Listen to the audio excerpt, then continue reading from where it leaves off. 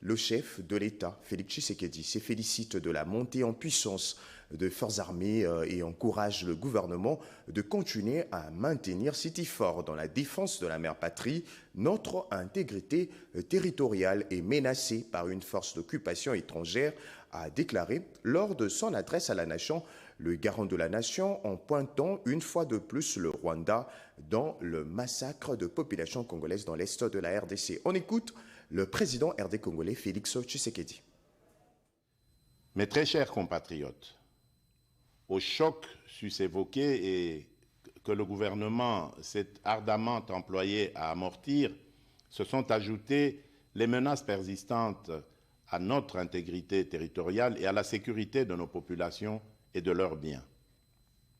En effet, le climat d'insécurité qui prévaut dans certains espaces de notre territoire national perturbe fortement la poursuite harmonieuse des ambitions que nous revendiquons collectivement. Comme vous le savez, notre pays fait face depuis de nombreux mois dans sa partie orientale à une agression vile et barbare perpétrée par un voisin belliqueux, le Rwanda, au nom d'intérêts obscurs et ignobles. Au regard du danger que court le pays, il vous souviendra que j'avais lancé l'année passée un appel patriotique à notre jeunesse de s'enrôler dans les rangs des forces armées de la République démocratique du Congo et de la police nationale congolaise. Quelques mois après cet appel, nous avons été heureux de voir plusieurs dizaines de milliers de jeunes compatriotes y répondre favorablement. Ceux-ci comptent déjà parmi les renforts à l'effort de guerre livré par nos forces de défense et de sécurité, et nombreux se pressent chaque jour davantage auprès des centres de recrutement prévus à cet effet. À cette occasion, je salue la bravoure de notre peuple qui, meurtri dans sa chair, ne se résigne pas pour autant et ne cesse de défendre avec une énergie inouïe l'intégrité de notre territoire. Je salue également les forces de défense et de sécurité qui s'emploient sans ménagement à mettre l'ennemi hors d'état de nuire en vue de permettre un retour rapide de la paix et de la stabilité indispensable pour notre développement.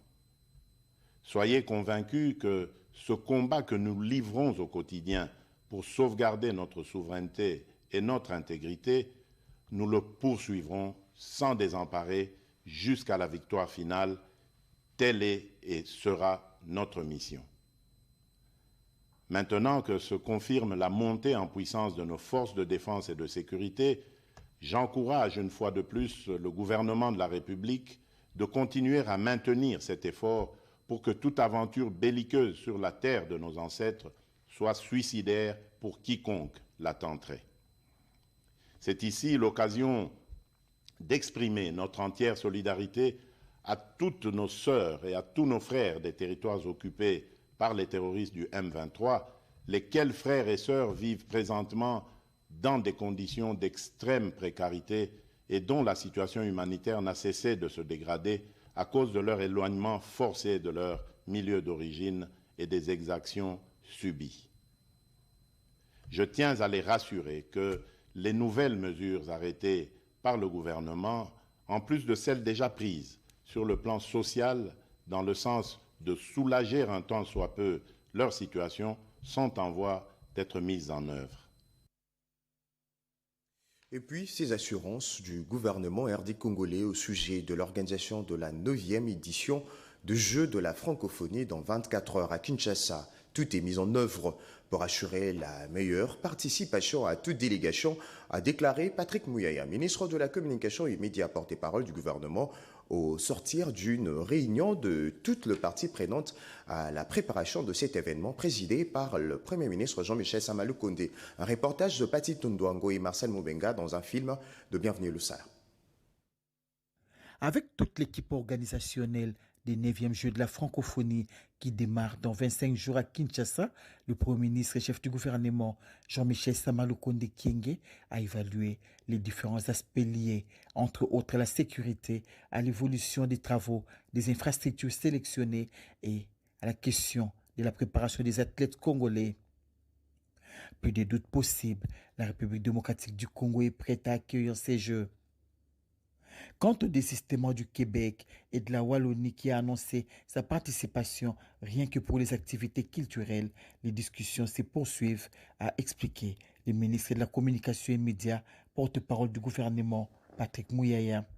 À l'exemple du président de la République lui-même, le Premier ministre, vous avez vu qu'il y a quelques jours, il a circulé pour faire le point de l'évolution des travaux d'infrastructure, parce que dans les Jeux, il y a la partie infrastructure, mais il y a la partie de la préparation, de la participation des athlètes. Il y a aussi, évidemment, des aspects diplomatiques, parce qu'il était question pour nous, au cours de cette réunion, de faire le tour de tous ces sujets. Évidemment, nous avons suivi les désistements plutôt du Québec, pas du Canada. Je crois qu'un sujet sur lequel on va continuer les discussions, parce que des précautions ont été prises, notamment pour la piste d'athlétisme.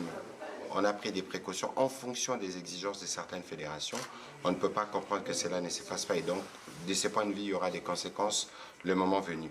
Mais pour aujourd'hui, nous avons été plutôt informés des dispositions, notamment sécuritaires, qui sont prises, parce qu'il y a des rumeurs ou ceux qui alimentent la manipulation, qui tendent à faire croire que Kinshasa n'est pas une ville sécurisée pour abriter les Jeux. Totalement faux. Il y a des plans de sécurité qui ont été faits.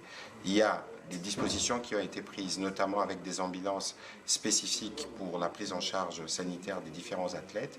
Et donc aujourd'hui, on s'attelle plutôt à finaliser les derniers travaux sur tous les sites où il reste encore de travaux à faire.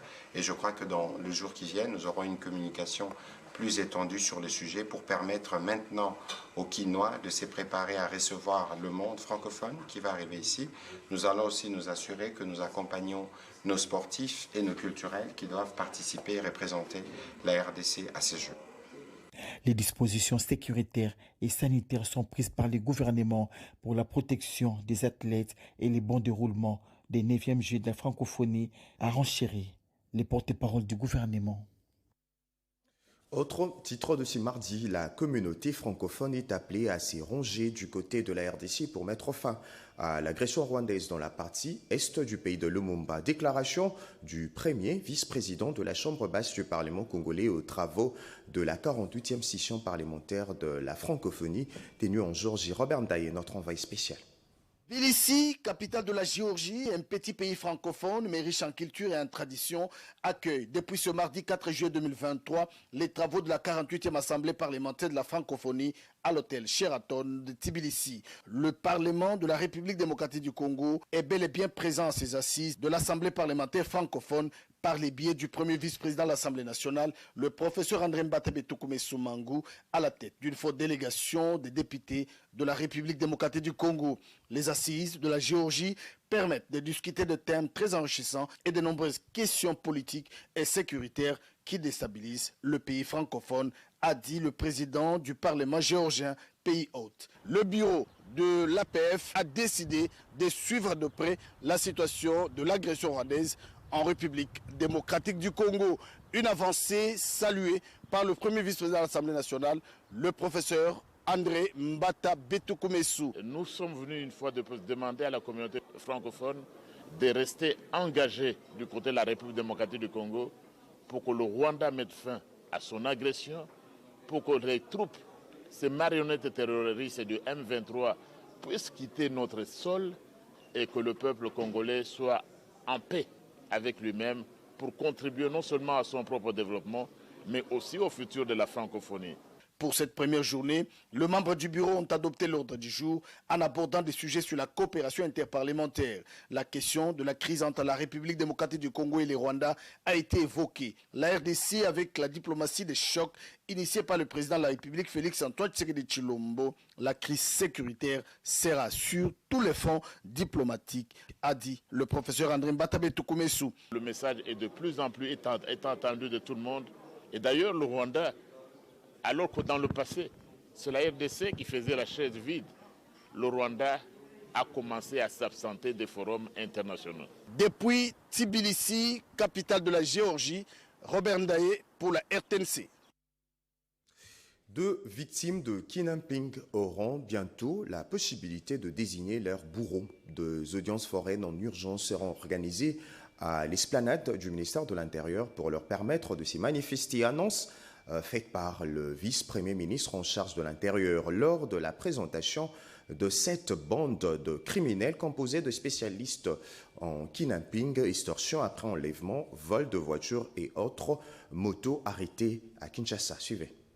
Au total, 27 présumés bandits, dont 6 filles et 4 policiers. Ces malfrats, spécialisés dans le kidnapping dans la ville de Kinshasa, ont été présentés ce lundi 3 juillet 2023 à Kinshasa au vice-premier ministre, ministre de l'Intérieur, Sécurité et Affaires coutumières. Ces malfrats ont été arrêtés par les commissariats provinciaux de la police ville de Kinshasa à travers son groupe de lutte contre la criminalité. Une action qui a réjoui les patrons de la territoriale congolaise. Celui-ci a affirmé que la police nationale congolaise ne ménage aucun effort pour sécuriser la population congolaise. Cependant, maître Peter Kazadi Kankonde s'est dit triste de voir certains fils et filles du pays se comporter en criminels, réaffirmant sa détermination à éradiquer complètement l'insécurité sur l'ensemble du pays. Le vice-premier ministre, ministre de l'Intérieur, a émis le vœu de voir ces malfrats être jugés publiquement dans l'enceinte du bâtiment de la territoriale.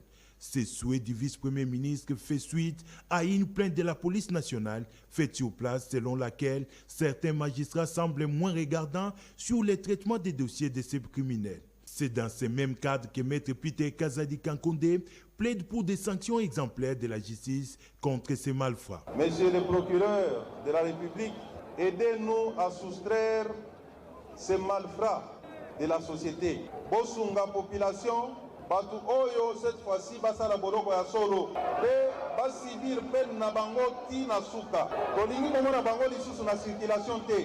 D'après la police nationale, ces présumés kidnappeurs qui opéraient avec les motos, les voitures communément appelées cage, sont spécialisés dans les vols, les kidnappings, l'extorsion. Certains d'entre eux ont même commis les meurtres, précise la police nationale. Ici est de signaler que la police nationale les a arrêtés avec 3 voitures de marque Toyota IST, 7 motos, 5 machettes et une arme AK-47. Kinshasa et Pretoria s'engagent à renforcer sa coopération militaire pour lutter contre la cybercriminalité. Recommandation formulée lors de la clôture de travaux préparatoires de la 12e session de la Grande Commission mixte entre les deux pays. Nicole Cessep. Pendant 3 jours, les experts congolais et sud-africains ont évalué la coopération militaire entre la République démocratique du Congo et la République sud-africaine. C'est au Collège de hautes études de stratégie et de défense que le vice-premier ministre, ministre de la Défense nationale et ancien combattant Jean-Pierre Bemba Gombo et son homologue sud-africaine Tadi Ruth Modise ont reçu les rapports des résolutions et recommandations des 3 sous-commissions qui ont été constituées lors de ces assises. Ces recommandations et résolutions formulées s'inscrivent dans le cadre de la montée en puissance des FARDC. Parmi celles-ci, il est prévu qu'une délégation des experts congolais puisse visiter dans les jours à venir l'industrie militaire sud-africaine, mais aussi faire un état des lieux pour renforcer les capacités de la force navale de la RDC. Les experts ont également souhaité la réhabilitation de l'école de transmission et le renforcement de la coopération entre la police sud-africaine et celle de la République démocratique du Congo. Ces recommandations des experts militaires ont été présentées aux 2 ministres de la Défense par le général Adjanga Massambi Christophe, secrétaire général intérimaire et directeur des études stratégiques, planification et organisation au ministère de la Défense nationale et des anciens combattants de la République démocratique du Congo. Allez, changeons carrément de chapitre pour parler transparence dans l'exécution du programme de développement à la base de 145 territoires.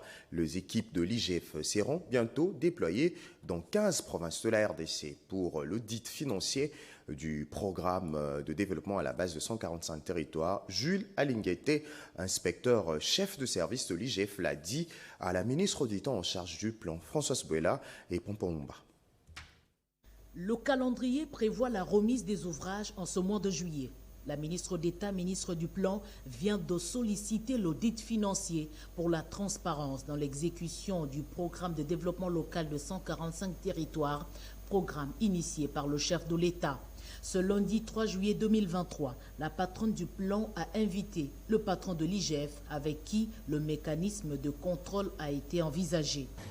Les équipes de l'inspection générale des finances vont descendre cette semaine sur le terrain dans plus de 15 provinces pour vérifier les niveaux